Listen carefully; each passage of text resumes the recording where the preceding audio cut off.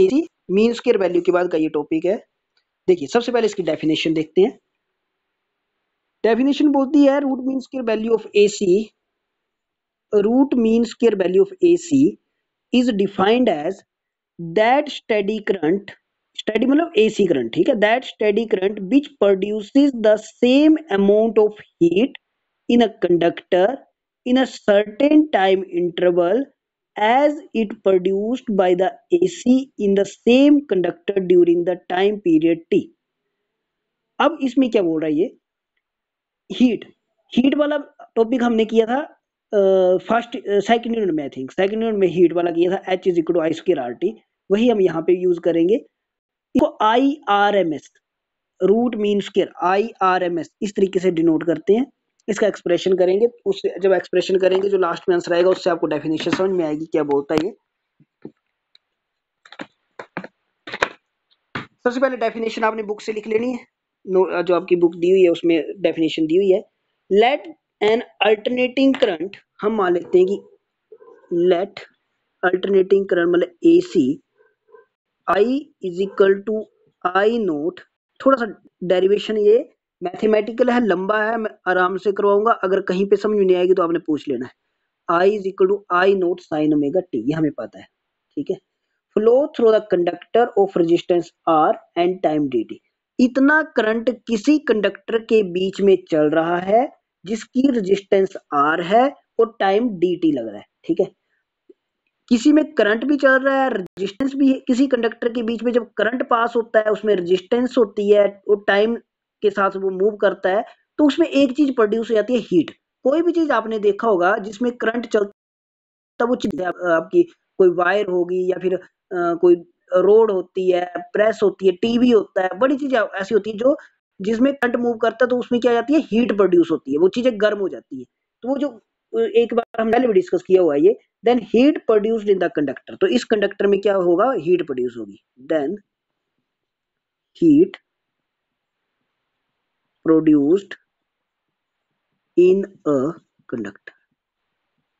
इसके बाद वाली लाइन भी आपने लिखनी है, आपने लिखना है let AC I is equal to I naught sine omega T flow through a conductor of resistance R at time dt। फिर उसके बाद लिखना देन हीट प्रोड्यूस, कितनी हीट प्रोड्यूस होगी, DH is equal to I square R D T, इतनी heat produce होगी, DH is equal to I square R D T. अब I की वैल्यू आपको ऊपर पता है, यहाँ पे पूरा देखिए तो कितना हो जाएगा, आई नोट स्क्वायर, क्योंकि स्क्वायर I का स्क्वायर है तो सब ये सारा स्क्वायर हो जाएगा, I note square sine square omega T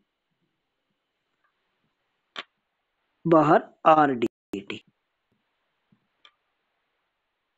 DH is equal to I note square और R लिख देंगे sine square omega D D T, ये आ जाएगा। No heat produced in the conductor when current flows through the time period T.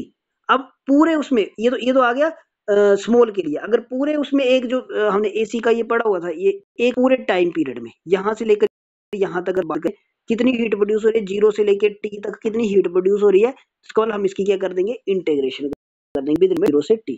Now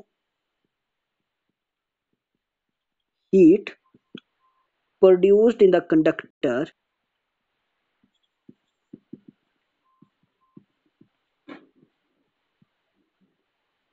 heat produced in conductor, तो integration DH is equal to integration कहां से, पूरे में 0 से लेके T, I note square R sine square omega T D T, I note square R common नहीं sorry constant term है, integration की बाहर, आई नोट स्क्वायर R बाहर, अंदर क्या बचा 0 से T sine omega T D T. अब जिनका मैथ है उनको पता होगा कि integration of sine square two theta कितनी होती है, साइन स्क्वायर ओमेगा टी की integration of sine square omega t, नहीं sorry sine square omega t का सिर्फ formula, sine square two theta का फार्मूला क्या होता है, 1 minus cos 2 omega t divided by 2। ठीक है, ये इसका साइन स्क्वायर थीटा का फार्मूला होता है, ये हमने यहाँ पे लिख ली, यहाँ पे लिख देंगे। तो क्या हो जाएगा, इसकी डी एच की इंटीग्रेशन जो एच हुई है, H is equal to I note square R constant है, ये बाहर रहेगा, इंटीग्रेशन 0 से टी साइन ओमेगा टी की जगह ये वाला फार्मूला लिख देंगे, 1 minus cos 2 omega t upon 2 into D T. ठीक है, ये वाला फार्मूला हम इसकी जगह लिख देंगे, 1 माइनस कोस 2 ओमेगा टी। अब आई नोट स्क्वायर आर पहले का इधर, ये 2 भी इसके नीचे आ जाएगा, कॉन्स्टेंट टर्म है। ठीक है, तो अंदर क्या बचा, इंटीग्रेशन में 0 से लेके टी तक जो इंटीग्रेशन हो रही है उसमें बचा 1 minus cos 2 omega T D T. अब हम इंटीग्रेशन करने चलते हैं, आई नोट स्क्वायर आर अपॉन 2 ऐसे चलाते रहेंगे, ये डी टी जो इस 1 के साथ मल्टीप्लाई हो जाएगा, बड़ी ब्रैकेट लगा लेते हैं, डी टी 0 से टी माइनस, ये माइनस आ गया, फिर से इंटीग्रेशन अलग अलग कर दी, 1 की अलग, कोस 2 ओमेगा टी की अलग, cos 2 omega T D t इसकी अलग होगी।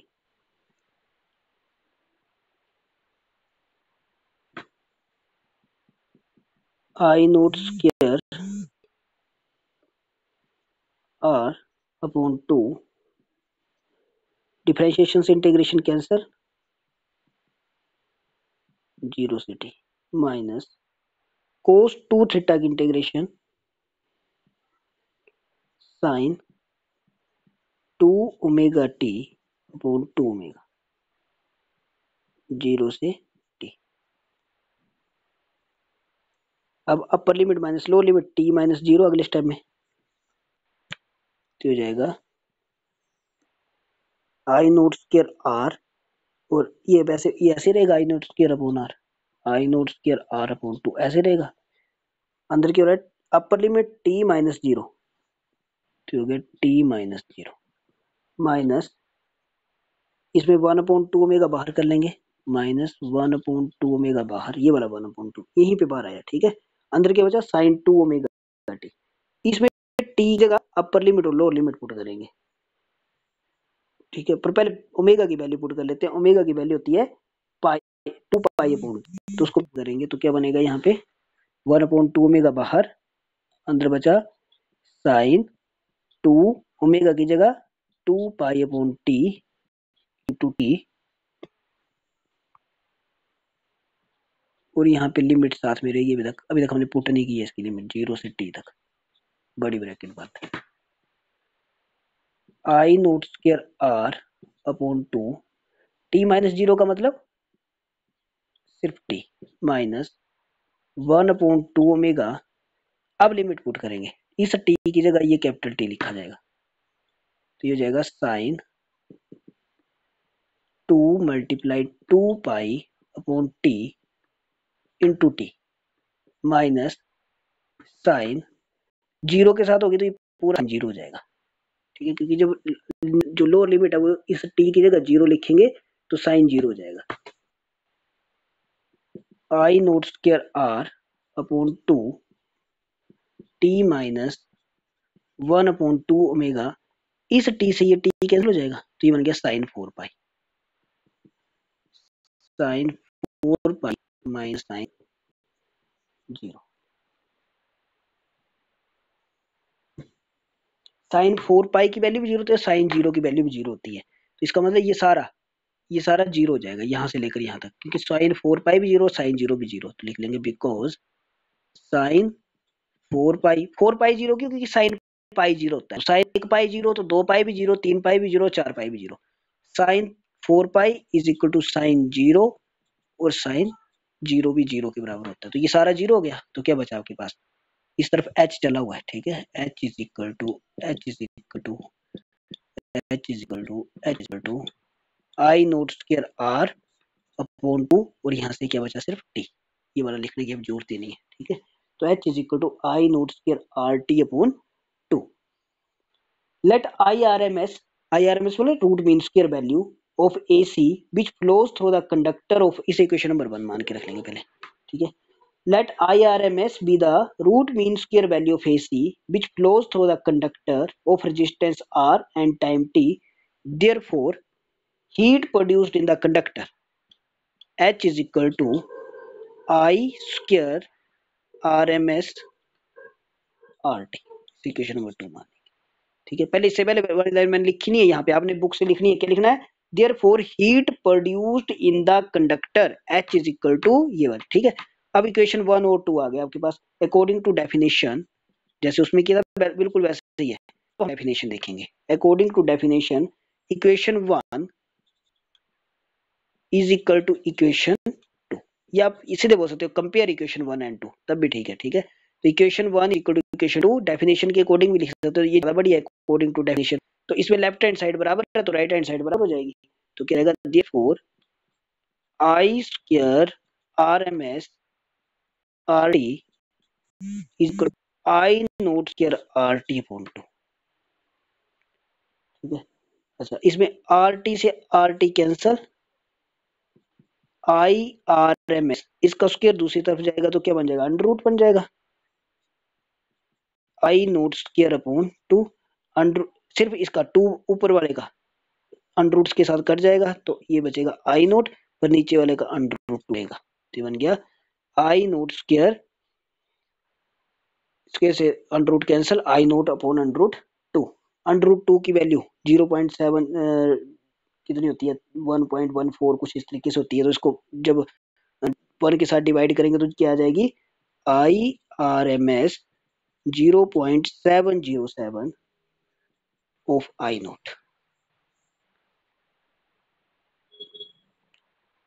तो इसके लिखेंगे रूट मीन्स के of an AC is 70.7% of I naught. जैसे मीनियर वैल्यू जो थी 63.7% ऑफ एवरेज वैल्यू जो थी वो 63.7% थी, और root mean square value 70.7% of, तो लिखेंगे clearly value of AC is 70.7% of किसकी? पीक वैल्यू की। It's peak value, peak value मतलब आई नोट की 70.7% होती है। तो ये आपके पास रूट मीन स्क्वायर वैल्यू का पूरा डेरिवेशन हुआ। हाँ जी भाई।